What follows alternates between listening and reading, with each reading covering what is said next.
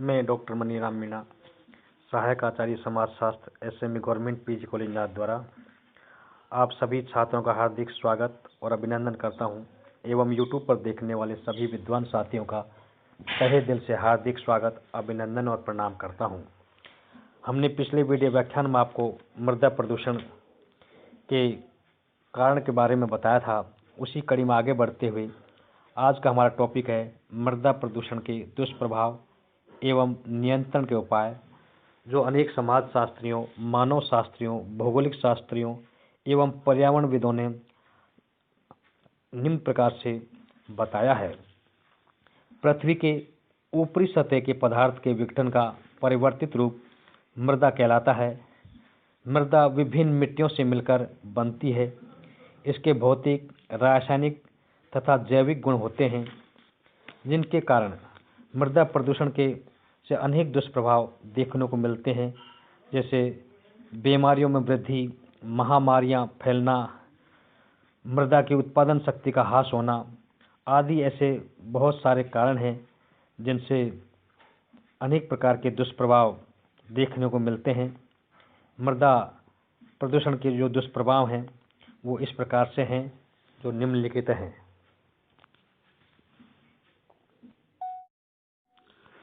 मृदा प्रदूषण के दुष्प्रभाव।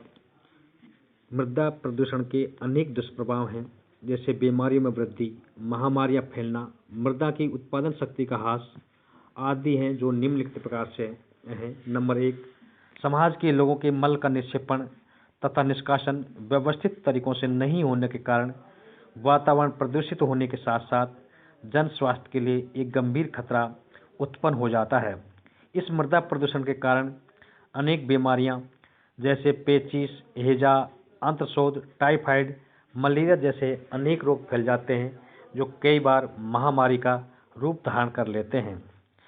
सेकंड पॉइंट है, घरों से गंदा पानी गलियों एवं सड़कों पर फैल जाता है, जिससे जगह जगह मक्खी, मच्छर आदि पैदा होते हैं और उनसे विभिन्न बीमारियां फैल जाती हैं, जो मानव स्वास्थ्य के लिए बहुत हानिकारक हैं। नंबर तीसरा पॉइंट है, मानव बस्तियों, गांवों, कस्बों तथा नगरों में कूड़े करकट के कारण आसपास की जो भूमि है वह अस्वच्छ हो जाती है, यानी उसमें वो गंदगी फैलने के कारण गंदी हो जाती है। इन गंदगियों से अनेक प्रकार की दुर्गंध फैलती है, जिससे मक्खी, मच्छर, कीड़े मकोड़े, चूहे आदि का बहुत ज़्यादा प्रकोप बढ़ जाने के कारण उससे विभिन्न रोग फैलाने वाले कीटाणु तेजी से पैदा हो जाते हैं और उनसे हैजा, मलेरिया, पीलिया, मोतीजरा, अंत्रशोथ, पेचिश, तपेदिक, आँखों में जलन एवं आँखों की बीमारी आदि रोग तेजी से फैलना शुरू हो जाता है। अगला पॉइंट है, विभिन्न प्रकार के औद्योगिक अपशिष्टों और जल एवं भूमि प्रदूषण के कारण मानव, पशु, पक्षी आदि के जीवन एवं स्वास्थ्य पर बहुत बुरा असर पड़ता है एवं भूमि की उर्वरक जो शक्ति है वो भी बहुत कम हो जाती है और भूमि बंजर जैसी हो जाती है। नेक्स्ट पॉइंट है, भारत की लगभग 74 जनसंख्या ग्रामीण क्षेत्रों में निवास करती है, जहां पर मल निक्षेपण की कोई उपयुक्त व्यवस्था नहीं होने के कारण शहरों एवं महानगरों में भी इस व्यवस्था का अभाव पाया जाता है, जिसके कारण भारत की अधिकांश जनसंख्या का स्वास्थ्य आए दिन खराब होता रहता है और अनेक प्रकार की बीमारियों को उनका सामना करना पड़ता है। मृदा प्रदूषण के नियंत्रण के जो उपाय हैं वो भी अनेक समाजशास्त्रियों, पर्यावरणविदों, बुद्धिजीवियों, मानव शास्त्रियों आदि के सुझाव के आधार पर अनेक ऐसे उपाय हैं। यदि इनको लागू कर दिया जाए तो मृदा प्रदूषण को रोका जा सकता है, जिससे कि मानव स्वास्थ्य सुरक्षित रह सकता है। नंबर 1 पॉइंट है, समाज के प्रत्येक सदस्य को अपने घर के अपशिष्ट पदार्थों, कूड़ा करकट आदि को निर्धारित स्थान पर रखने का ध्यान रखना चाहिए। संबंधित संस्था, नगर पालिका, पंचायत, नगर निगम आदि को भी मल एवं गंदगी को एकत्रित करने के लिए उचित स्थान की व्यवस्था करनी चाहिए एवं करने के लिए प्रेरित करना चाहिए। सेकंड पॉइंट है, खेती के उपयोग में लाने वाले रसायनों को कम से कम व्यवहार में लाना चाहिए।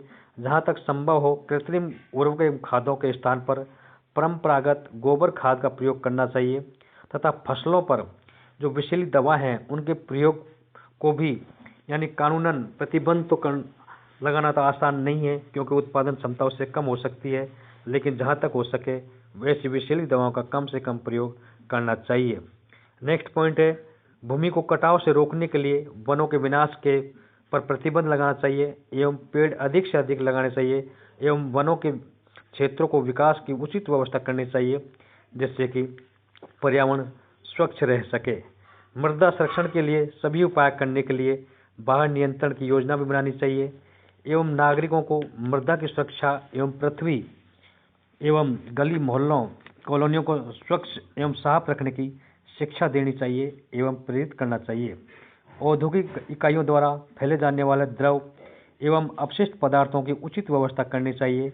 औद्योगिक केंद्रों को अपशिष्ट फेंकने से पहले उनका उपचार करने के लिए नियम बनाने चाहिए और ऐसा करने के लिए उन पर प्रतिबंध भी लगा देना चाहिए। अंत हम कह सकते हैं कि मृदा प्रदूषण के नियंत्रण के लिए प्रत्येक नागरिक को ऐसी शिक्षा देनी चाहिए जिससे कि वो किसी प्रकार का कचरा न फैलाएं, गंदगी न फैलाएं, साफ सुथरा रखें, जिससे कि यानी किसी प्रकार का वातावरण प्रदूषित न हो। हम आपको अगले वीडियो व्याख्यान में ध्वनि प्रदूषण के बारे में बताने का प्रयास करेंगे। धन्यवाद। थैंक्स।